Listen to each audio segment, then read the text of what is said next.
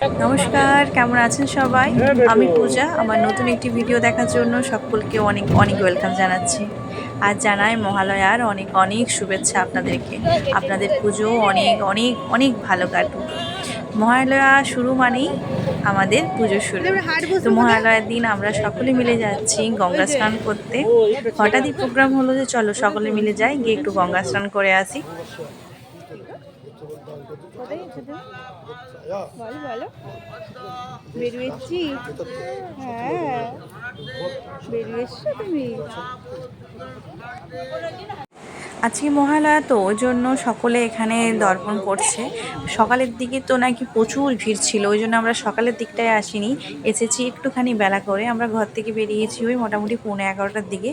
আর আমাদের ইচ্ছে ছিল 12টার আগে স্নান করে নেবো, অমাবস্যাটা কাটার আগেই আর কি। তো এখানে যেহেতু প্রচুর ভিড় হয় আমাদের এখানে, সেই জন্য এখানে ভলেন্টিয়ার দিয়ে দেয় যাতে না কিছু অঘটন ঘটে। আর যেহেতু জোয়ার শুরু হয়ে গেছে সেই জন্য তাড়াতাড়ি সবাইকে বলছে তোমরা স্নান করে তাড়াতাড়ি তাড়াতাড়ি করে উঠে চলে আসো। আর এদিকে দেখুন যে যার মতন সে তার দর্পণ করছে। প্রচুর ভিড়। আমরা এই সময়টাই এসেছি, এই সময়টা একটুখানি খালি, সকলে বলা বলি করছে।